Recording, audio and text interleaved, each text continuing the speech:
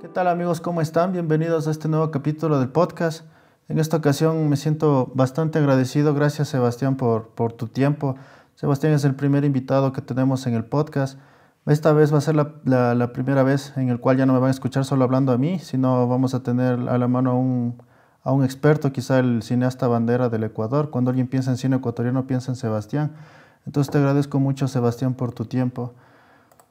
¿Qué tal, Kevin? Pues buenas noches. Igual te agradezco a ti por el tuyo, por tu tiempo y por esta conversación que pues me entusiasma tener ahora.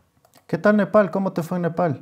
Nepal fue increíble. O sea, fue realmente una experiencia que, por un lado, uno tiene mucha expectativa, ¿no? Y entonces es Mm. la idea de si las cosas un poco están a la altura de la expectativa y creo que en todo sentido sí.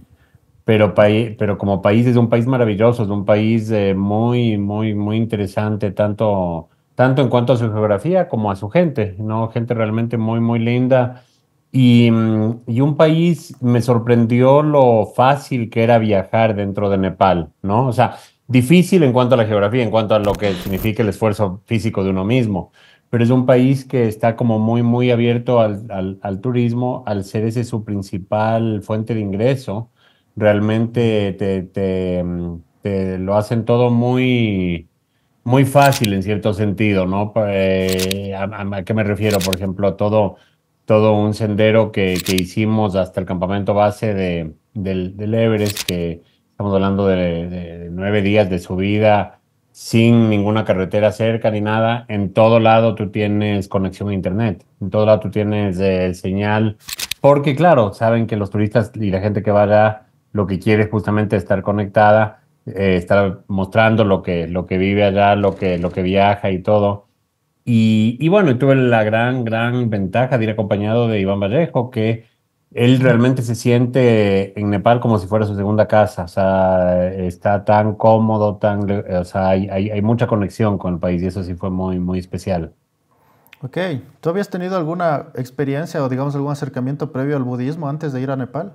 Un acercamiento lejano, diría yo, o sea, Mm. algo de conocimiento básico, ¿no? De el mismo concepto del nirvana, ¿no? Eso creo que es un concepto que creo que a cualquier persona en su adolescencia en algún momento le atrae, porque es muy fascinante la idea de justamente como que de la ausencia del deseo, ¿no? De la ausencia de Mm. que eso es lo único que te puede llegar a dar a llenar internamente.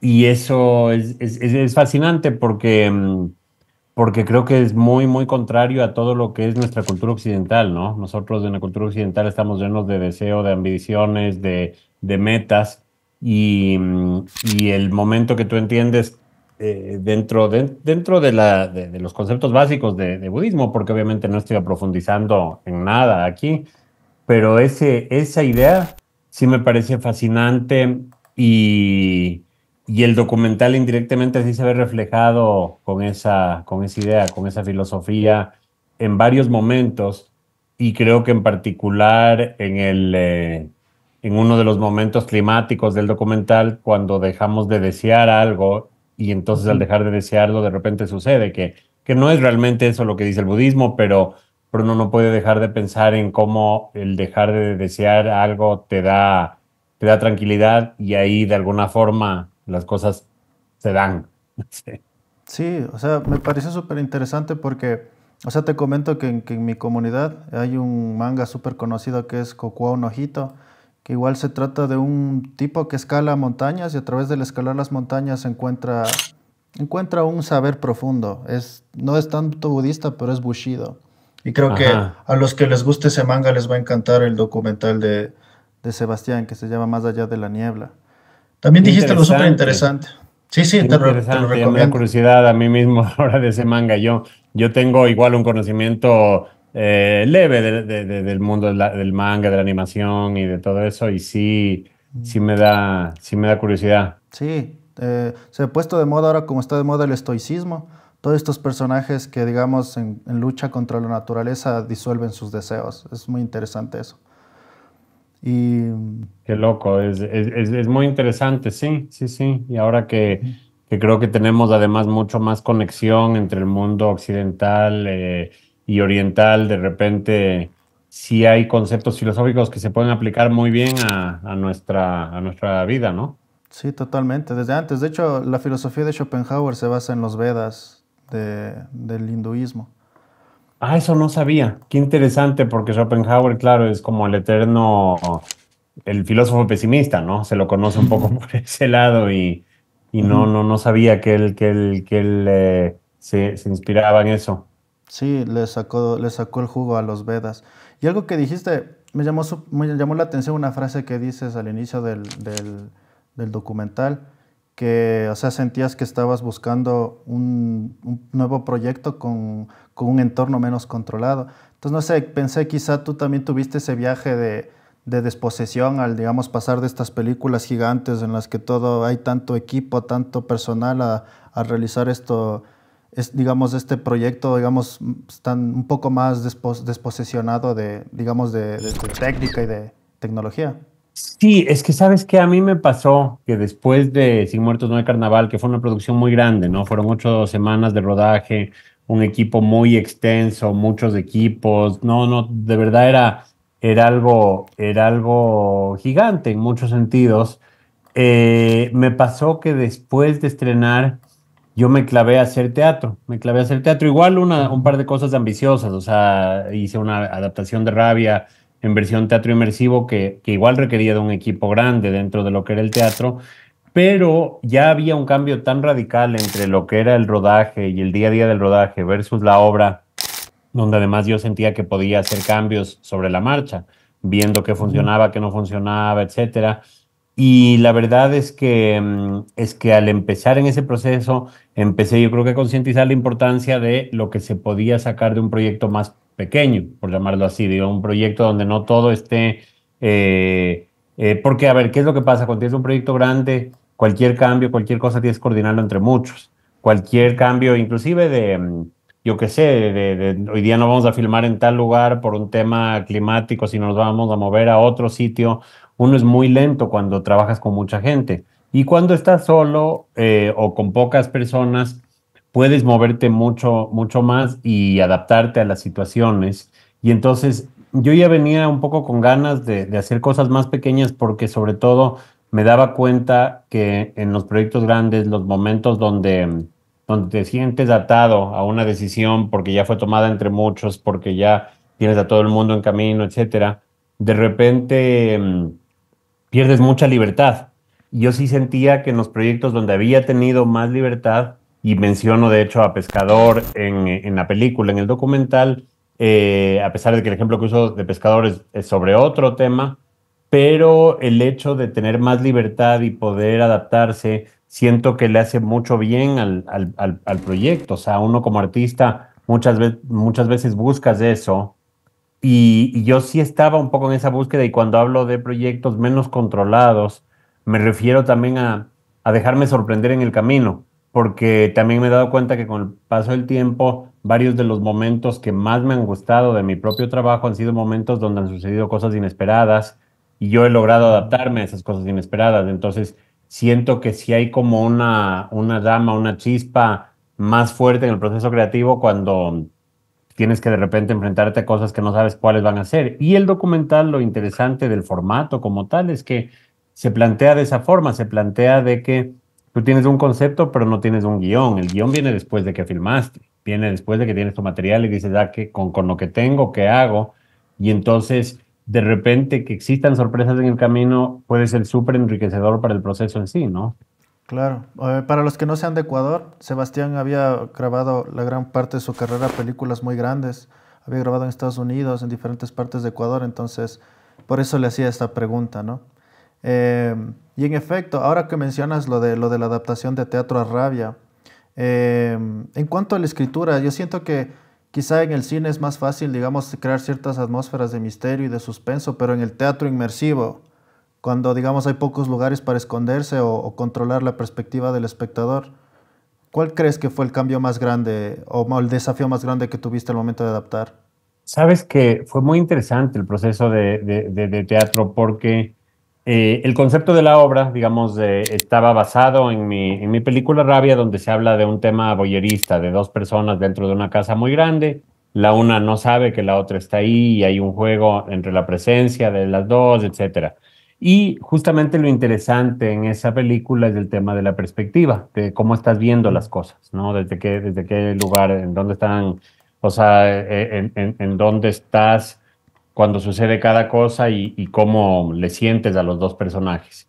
Y con la obra de teatro lo que fue interesante es que era una obra de teatro donde yo desde un principio me planteé un espacio que es una casa entera, donde sucede en varios lugares de la casa, las escenas de la historia, pero el público toma dos recorridos principales, que igual tienen subdivisiones y eso, pero es como que el público puede estar en un lugar o en otro lugar en cada escena. Mm, Y hay momentos donde las escenas se dividen y donde suceden varias escenas simultáneamente en distintos lugares de la casa y el público puede estar en distintos lugares para presenciar esa escena o para no estar en esa escena y de repente perderse de un momento y eso influencia cómo va percibiendo la trama, la acción.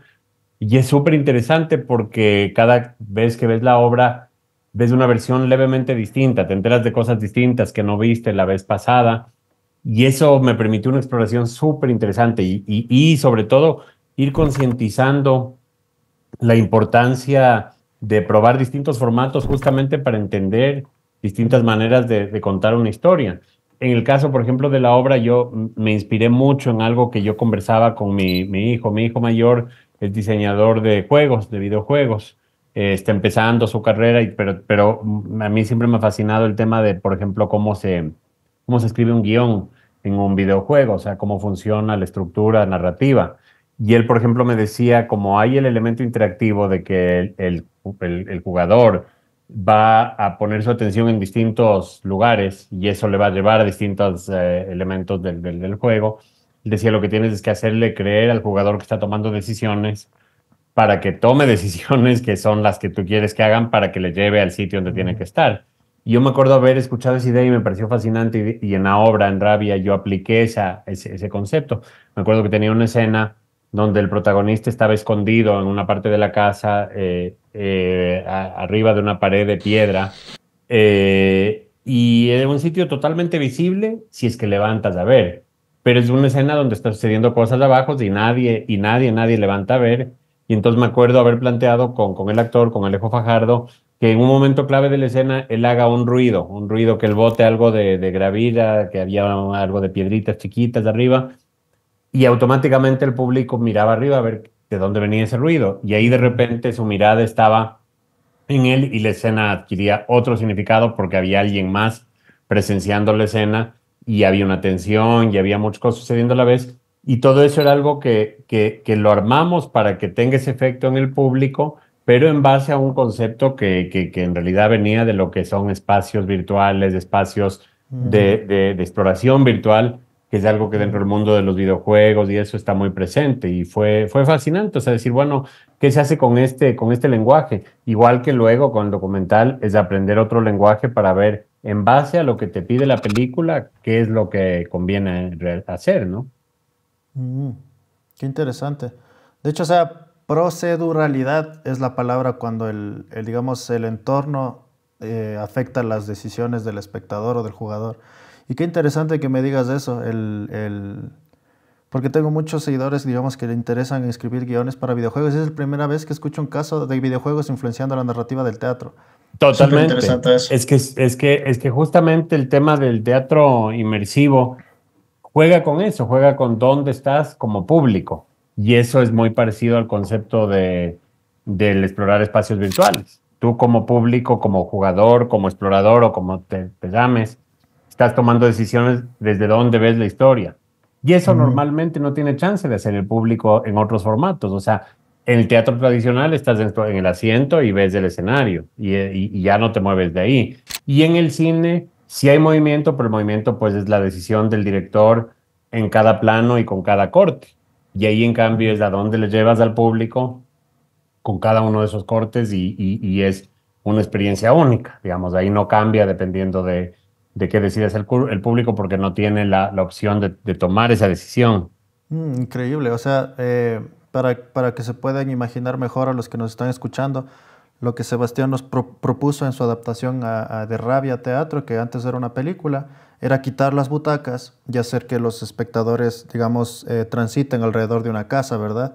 Y en cada habitación iba mostrándose partes de la trama, ¿verdad? Y con sonidos ibas dirigiendo su atención. O sea, en lugar de mostrarle lo que quieren ver, lo que tienen que ver desde la cámara, les guías a través de la casa, a través del escenario, ¿no es cierto? Exacto. Y hay momentos donde el público está, por ejemplo, en el comedor de la casa, donde sucede una escena importante, donde hay una gran discusión entre la familia.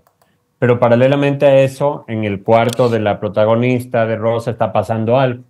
Y alguna gente del público está en ese cuarto y no ven la escena, pero escuchan a lo lejos la bronca de la familia porque es una bronca muy subida de tono, ¿no? Y entonces tienen parte de la información, pero no saben exactamente qué pasó. Lo que sí saben es que hubo una discusión. Pero en cambio, los que vieron la otra escena no saben qué sucedió en el dormitorio, que estaba pasando algo importante, pero luego igual se enteran de otra forma, porque la otra cosa es que como director, de cualquier forma tienes que asegurarte que el público se entere de las cosas que tienen que enterarse, Mm, que eso no quede, que no quede nada suelto de lo importante.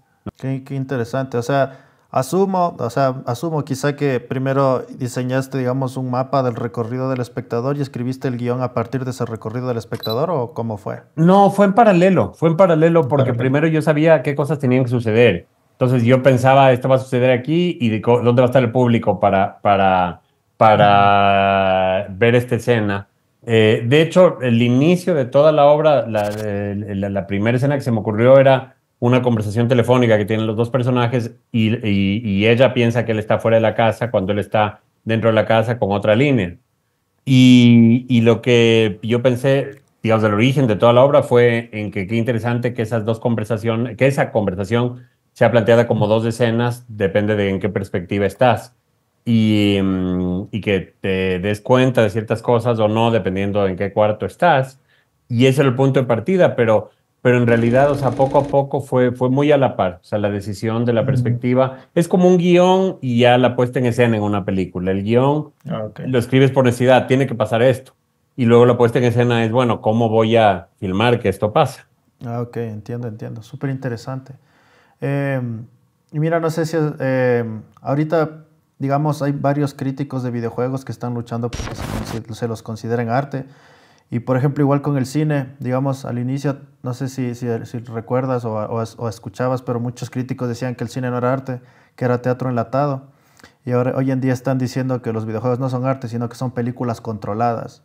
No sé tú qué piensas de eso. O sea, es que siempre cuando entra una forma, una variante de las artes o de cualquier tipo de expresión creativa, va a haber un momento donde se la asocia con otras cosas. O sea, me acuerdo que en algún momento haber leído que, por ejemplo, que el arte moderno y el arte, digamos, abstracto surge a raíz de que entra la fotografía. Como ya tienes una manera perfecta de retratar un entorno, entonces los artistas dicen tenemos que hacer algo distinto, algo diferente. Tal vez conscientemente, tal vez inconscientemente, simplemente buscan algo más interesante que no les permite tener la fotografía. Sí, uno podría decir eso. Lo mismo uno podría decir con un videojuego que tienes elementos de película y que esa película lo que estás es metiéndole un elemento adicional de interactividad. Y hay algunos juegos que sí, otros no. O sea, hay todo un mundo. Yo ese mundo, la verdad, lo conozco poco, lo conozco más a través de justamente del trabajo que hace mi hijo. Con él converso bastante de esto y él me cuenta y a través de él he jugado algunas cosas.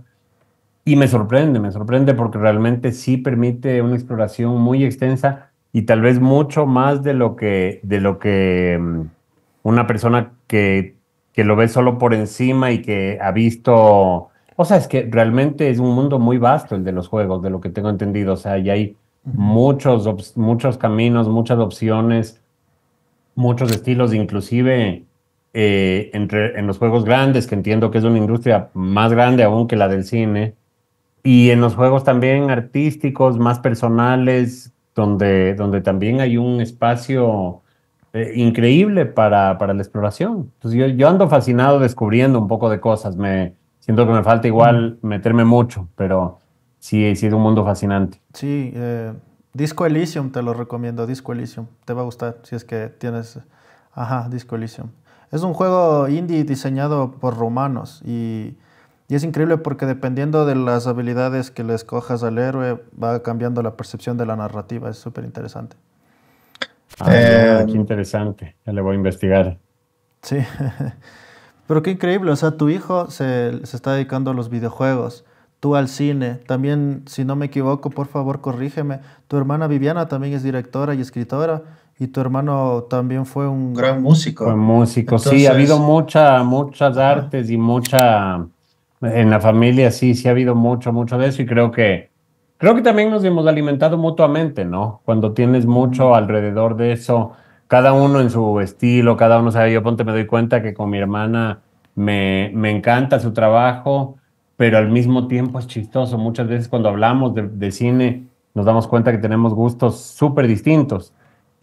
ok. Y es chévere, pues es chévere justamente que a través también de las diferencias ir aprendiendo y sí ha sido, yo creo que un entorno, yo lo siento muy enriquecedor, o sea, ha sido muy especial poder igual desarrollarse dentro de un entorno donde además del arte ha sido siempre muy respetado. Ok, qué interesante. O sea, me llama la atención sobre todo porque, digamos, es muy común conocer una familia que tenga tres hijos artistas, ¿sí me entiendes? Tres hermanos artistas. Entonces, por eso quería preguntarme cómo se vivía el arte en la familia Cordero. ¿Siempre les inculcaron desde niños eso? Sí hubo mucho de eso. Mi mamá era pintora, Mm, pero muy, o sea, muy por el gusto. O sea, ella nunca realmente estudió. Creo que en algún momento tomó algo de clases en algo de Bellas Artes y eso, pero muy leve y más bien era algo que lo hacía con mucho disfrute, mucha pasión, pero creo que siempre se sintió un poco frustrada de no hacerlo más en serio y Mm, creo que entonces con todos nosotros, con los hijos, siempre nos inculcó, o sea, más bien un gran respeto hacia eso y mucho en la casa era igual escuchar música. Había mucha música clásica. Como mi hermano era pianista clásico, ujú. en la casa siempre se escuchaba mucha música clásica. Siempre había mucho énfasis hacia la cultura y hacia, yo qué sé, la pintura, la lectura, todo eso.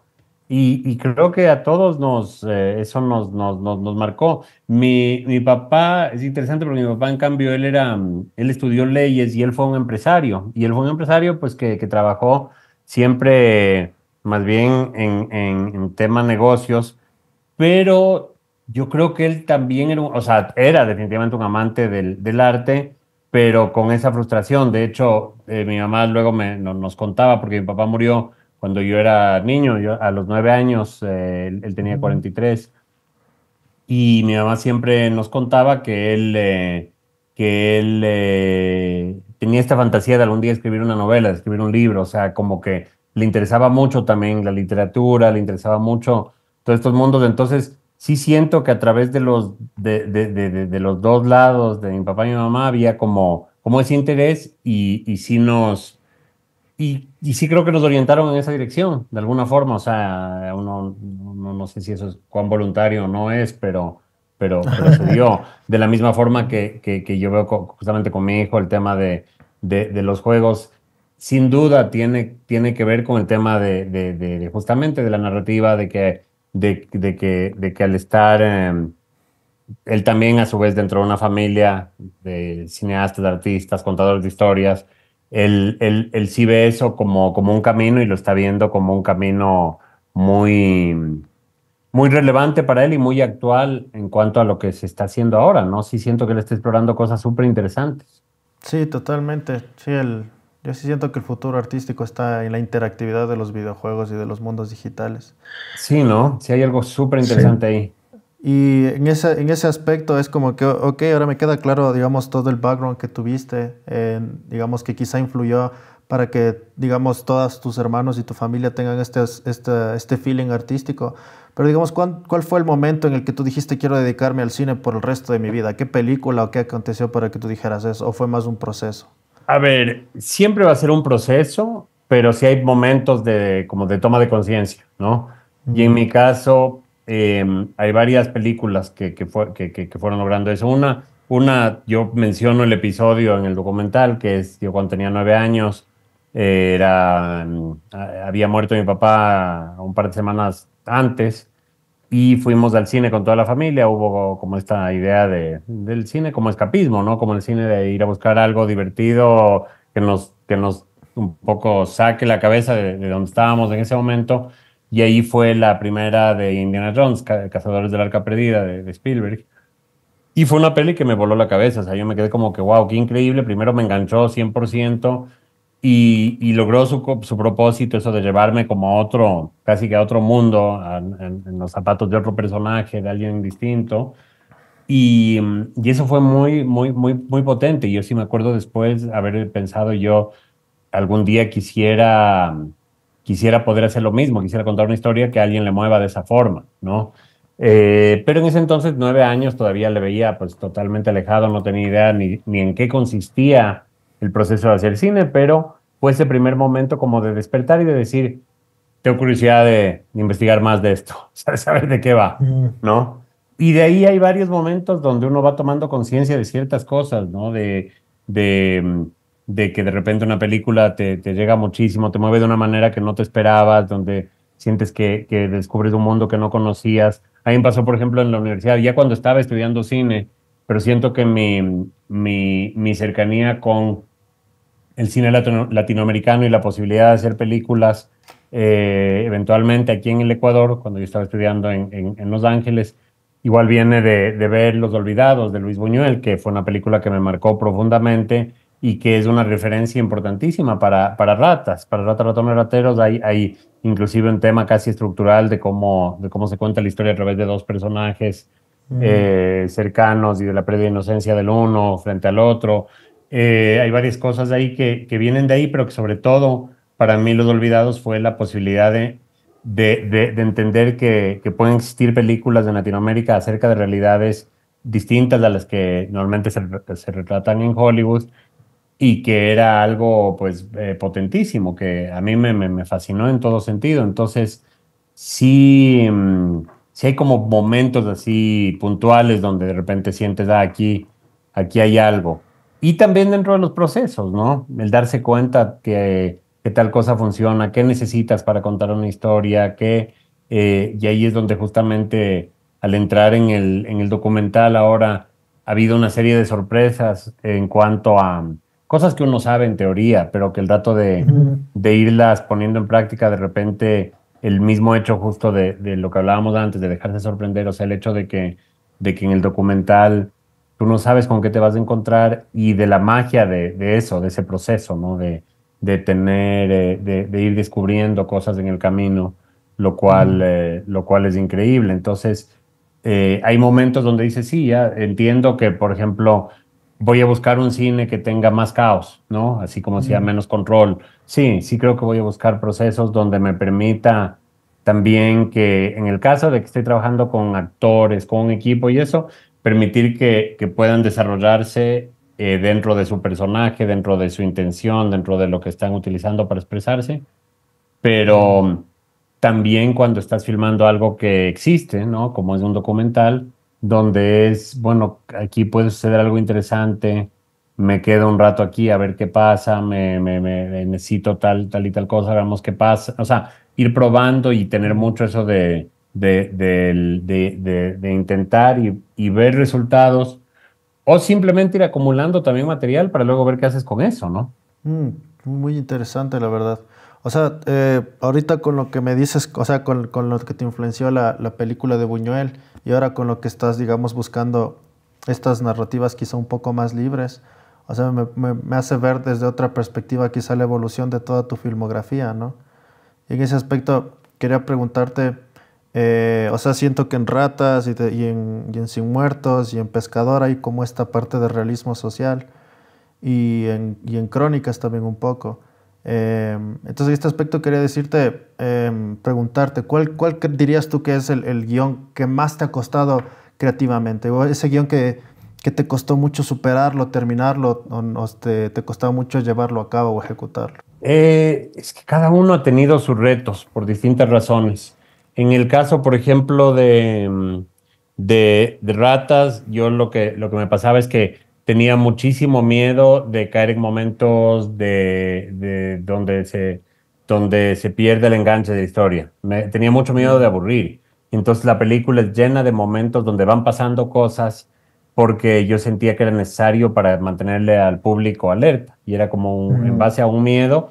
Y es algo que funcionó muy bien con la peli. O sea, no, la peli tiene escenas de acción, tiene momentos muy, muy variados que funcionan. Crónicas creo que fue un guión que en ese sentido tal vez tenía más rigor de ir siguiendo exactamente lo que iba pidiendo la historia, pero más era el juego entre los personajes, la trama. eh, Ahora mirando para atrás, tal vez el guión más complejo siento que fue Sin Muertos en el Carnaval, por lo que era una historia coral y había varios personajes en paralelo, cada uno con su conflicto, cada uno en distintos estratos sociales, todos dándote una visión global de la ciudad de Guayaquil, pero cada uno por separado y cada que cortabas de una escena para irte a otro personaje, a otro lugar, pues de repente te dabas cuenta que tenías que mantenerle enganchado al público y que el público esté igual súper atento de lo que se había quedado colgado antes y que sí sea como bienvenido ese cambio. Entonces había todo un tema como estructural que sí fue un gran reto, la verdad. O sea, tal vez el mayor en cierto sentido. Y luego también fascinante en el montaje, porque en montaje cambiamos muchas cosas, Mm. justamente porque al tener varios personajes te permitía experimentar más y eso también fue interesante en ese proceso. Sí, totalmente. O sea, de hecho, cada vez que converso con un amigo, ¿cuál diríamos que es el guión más complicado de la filmografía ecuatoriana? Siempre se nos viene a la mente Sin Muertos. Ah, sí, qué interesante. Sí, sí, porque, o sea, como tú dices, o sea, hay tantas historias, tantos contextos y todas las acciones de todos los arcos dramáticos tienen que afectar a todos y todo tiene que culminar. Entonces, sí, y ahora con lo que dices del montaje, me imagino que debe haber sido muy difícil. ¿Cuántos años se pasará en el montaje? ¿O cuánto No, a tiempo, ver, perdón? no fue años, pero sí fueron bastantes meses. Creo que en los documentales sí pasas años, porque sí vas Mm. probando, probando, probando y de repente te das cuenta que tienes que necesitas un material adicional, necesitas algo de archivo, ni sé qué, entonces vas y vienes mucho.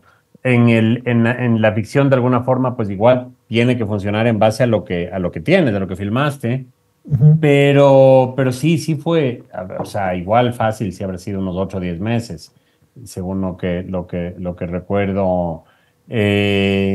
Y sí probamos, me acuerdo que con el montajista, que es un editor mexicano, él tenía todo este sistema donde iba identificando minuto por minuto, o sea, hacía como una gran cuadrícula de la película, minuto por minuto, con cada personaje cruzándose, y entonces había como una línea de qué es lo que estaba pasando con cada personaje y podías luego ver el todo de la película. Y Mm. funcionaba, o sea, era súper interesante porque esa visión gráfica de lo que estaba pasando con cada personaje, a quien no la habíamos visto en tiempos, por ejemplo, de repente había 25 minutos Mm. donde un personaje desaparecía. Y en la gráfica es súper obvio. Y dices, ¿por qué está pasando Ok. esto? Entonces te lo cuestionas. Y es interesante porque ahora en el documental, que si bien es otro proceso totalmente, junto con José Cardoso, con el montajista de la película, él tenía un sistema muy parecido donde él se imprimía casi que cada página era como 10 minutos de la película, se hacía una cuadrícula. Y él iba pintando sobre esa cuadrícula, hacía como un trabajo gráfico donde se veía como subidas, bajadas, cosas, la verdad, fascinantes y que también ayudaban como a tener esta visión desde afuera, porque por un lado en edición tú tienes la visión conceptual total, completa, y por otro lado, tienes lo que se siente el estar viendo la película ya cuando ya aplastas play, Mm. digamos, cuando ya está corriendo.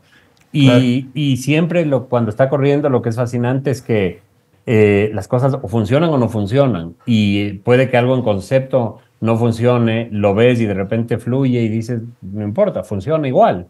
Y otras veces hay Mm. cosas que es lo contrario, pero es súper interesante poder tener esa doble mirada de un poco más objetiva y de ahí ver realmente qué pasa el rato que ya corre la película. Mm. Muy interesante, la verdad. ¿Cuántas horas de material terminaste grabando para el documental? A ver, para el documental, yo calculo, porque no tengo ahorita la cifra exacta, pero en total fueron 13 o 14 días. Y en Ujú. cada día yo tenía aproximadamente unas 2 horas en total. Yo digo, de repente hay días donde hubo un poco más, porque eran días donde pasaban más cosas en promedio. Entonces, estamos hablando de unas 26 horas, 27 aproximadamente porque tampoco yo podía estar grabando tanto. O sea, es una cosa Claro. que ya te vas dando cuenta el rato que estás subiendo, el rato que estás caminando. O sea, hay momentos donde ya agarras un momento y luego sigues caminando 1 hora, 2 horas hasta el siguiente punto donde sucede algo. Y claro, de repente tienes momentos como, yo qué sé, la cremación esta del monje, donde habrán sido 3 horas de estar ahí en ese lugar y en esas 3 horas yo tendré de las 3 horas, tendré 2 horas o 2 horas y media de material. O sea, ahí sí hay mucho. Y hay otros momentos donde, en cambio, en toda una mañana, tal vez hay una o dos tomas. Ahora, yo iba tratando de balancear también con lo que eran las entrevistas, que eran conversaciones Ujú. con Iván, que tampoco terminaban durando tanto. O sea, habrá sido 45 minutos, media hora, porque yo lo que fui es dosificando temas y diciendo, a ver, este tema, vamos a hablar ahora acá. A veces me sirvió eso, a veces no tanto, porque muchas veces me sirvieron más las conversaciones espontáneas, donde de repente ahí yo tuve menos mal la lucidez de sacar la cámara rápidamente, aunque sea poner ahí este desayuno cerca del inicio de la película, Ujú. donde empezamos a hablar y la conversación estaba increíble y súper relevante acerca de lo que yo sentía que teníamos que tratar como temas. Y entonces ahí saqué la cámara, la puse a un lado y de ahí yo saqué mucho material, tanto tomas que se ven como luego ya solo audios de la conversación, ¿no? Que también me sirvieron para otros momentos. Sí, algo también, hablando precisamente de esa conversación entre tú e Iván, digamos, se me vino a la mente algo, ¿ve? Es como que se personifica en esa conversación, como que Iván es este alpinista súper religioso y tú eres el artista agnóstico, y eso, o sea, quería preguntarte porque tengo muchos alumnos o muchos seguidores que asumen que en el documental no hay dramaturgia, como que no construyes a los personajes y yo creo que no, creo que en En ese ese ejemplo No, ejemplo estás estás personificando. personificando. todo lo contrario, exacto, tienes toda la razón. O sea, creo que justamente tú tienes que buscar maneras de tener dramaturgia en base al material que tienes. Y por ejemplo, en nuestro caso con José, habían como tres líneas dramáticas muy, muy claras, ¿no? Que tenían que estar presente de alguna forma durante todo el documental y que a su manera, o sea, de esas líneas surgen otras sublíneas y otros elementos, pero esas tres líneas tenían que ver con los conflictos más básicos. El primero yo creo que era el conflicto del objetivo con el que empezamos el documental, que es llegar a ver el Everest, el campamento base del Everest, donde vamos a estar al pie del Everest y lo vamos a ver por primera vez. Y entonces eso tiene tensión dramática porque, pues, primero hay dificultades para llegar allá, son Ujú. 9 días de caminata, las dificultades físicas, emocionales, psicológicas, las cosas que van pasando en el camino, y luego paralelamente a eso el clima, que es un elemento externo que está conspirando para que no podamos verla, el Everest, y todo eso se va construyendo en el documental para que no se pierda atención por ese lado. Y eso es como algo un elemento, una línea, digamos, simple de seguir, pero de la cual no hay que salirse. La otra línea dramática tiene que ver justamente con el conflicto ya entre los dos como personajes, ¿no? Este Ujú. primero es nosotros digamos, nuestro conflicto con la montaña, con el llegar, con el objetivo. De ahí, nosotros como personajes somos dos personas que tenemos visiones muy distintas del mundo y esas dos visiones entran en juego justamente para crear una tensión dramática, y eso es algo que en ciertas conversaciones, en ciertos momentos se da, y esos momentos por eso están en sitios tan importantes en la película. Justamente en ese desayuno, el rato que empezamos a entrar en esos temas, yo sentí que era fundamental tener esta conversación, aunque en ese entonces yo no sabía todavía que yo me iba a poner tanto en el documental. Digamos que yo iba a ser un personaje tan protagónico dentro del documental, sino que para mí era guiarle a Iván a explorar ciertos temas. Y esas diferencias sí generan una tensión dramática súper bacán, súper interesante, que justamente te da curiosidad de ver a dónde llega cada uno, ¿no? Y por último, creo que ya hay también lo que sería la línea dramática ya más interna, ¿no? Que es el mismo cuestionamiento de qué estoy haciendo aquí, voy a lograr hacer esto, este proyecto, este documental, ¿por qué hago este proyecto? ¿Por qué hago cada proyecto? ¿Por qué? O sea, toda esa serie de preguntas que están igual esparcidas a través de toda la historia, del documental, pero que si las vas resumiendo es todo el tema del conflicto con el proceso creativo y al final pues eso lo sientes resuelto porque estás viendo el documental terminado. Pero esa misma pregunta de que no estoy seguro qué estoy haciendo aquí, ojalá esto no le decepcione a Iván, no sé si sea lo que quiere él, o sea, estas preguntas y estas dudas que uno tiene que finalmente luego te das cuenta que tal vez son casi irrelevantes en cierto sentido, pero otras son muy profundas y tienen todo que ver con lo que nos está pasando y el tema del por qué hacer cada cosa, cada proyecto, ¿no? Que es un tema importante dentro del documental. Sí, por eso siento que el Quijote es tan universal, o sea, siento que, digamos, en tu documental, siento que Iván en cierta forma es como una clase de Quijote y tú eres una clase de Sancho, porque igual en la novela el Sancho no sabe qué va a hacer. Sí, Claro, igual así como no lo había visto de ese lado y está fascinante ese análisis. Sí, sí, o sea, como el objetivo del Quijote era Dulcinea, su objetivo era la montaña y, o sea, hasta en el documental están presentes esos sesgos. Eh, Gracias por tu tiempo, Sebastián. No te quiero quitar más tiempo. Para los que no son de Ecuador, no sé si podrías decirles dónde podrían encontrar tus películas, dónde podrían ver tus películas. Bueno, a ver, no todas están tan fácilmente disponibles. Ratas, Ujú. ratones, rateros está en Vimeo, en mi Vimeo personal. Le puse en calidad alta hace unos años, cuando fueron los 20 años de Ratas. Y entonces la pueden encontrar gratis. Busca el Ratas, ratones, rateros, Sebastián Cordero en Vimeo y la encuentras. Crónica, sé que está en iTunes o en la de Apple, pero en Estados Unidos, en Latinoamérica no creo que está ahí ahorita. Chuta, Pescador, Sin Muertos de Carnaval, en Ecuador están en Choloflix, que es una plataforma local de streaming, y en cine.es. Rabia, ay, cada una tiene, es que algún Cada rato uno tengo que tiene. unificar todo, sería muy bueno. Europa Report Ujú. estaba en Hulu, antes de una época estuvo en Netflix. Mm, Pero el documental, algo que me encanta de un proyecto pequeño donde no estoy involucrando a más gente y a agentes de venta, o sea, hay todo un mundo de la industria de la distribución de cine que a veces es súper importante para lograr mover las películas y ujú. a veces termina siendo súper dañino porque a veces en búsqueda de una mejor distribución se pierde el objetivo inmediato que es llegar pronto a la gente, ¿no? Y aquí al otro lado de la niebla decidimos subir la película a una plataforma que se llama Cinelog, o sea, el Cinelog me parece que es .com o .org o .com creo que es una plataforma de Ya. streaming que se especializa en documental y lo que hicimos es geobloquearla para que solo esté disponible fuera del Ecuador, mientras ahora estamos en cartelera, que la Ah, ok. gente, el Ecuador la ve en cine, pero si alguien quiere verla afuera, porque hay mucha gente que nos pregunta.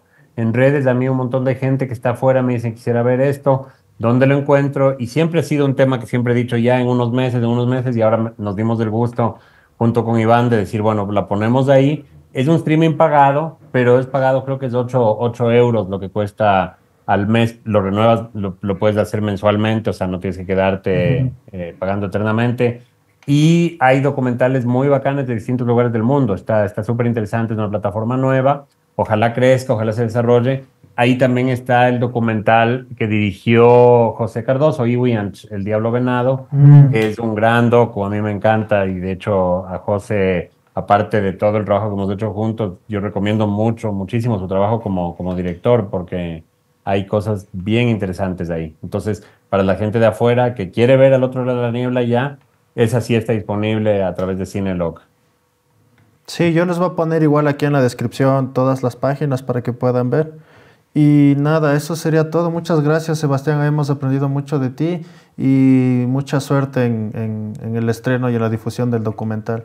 Ay, chévere, gracias Kevin. Oye, ha sido una muy buena conversación y chévere entrar en varios temas distintos que han estado Sí. súper interesantes. Bueno, muchas Nada. gracias y te mando un abrazo y suerte con este espacio. Me parece súper bacán que lo tengas.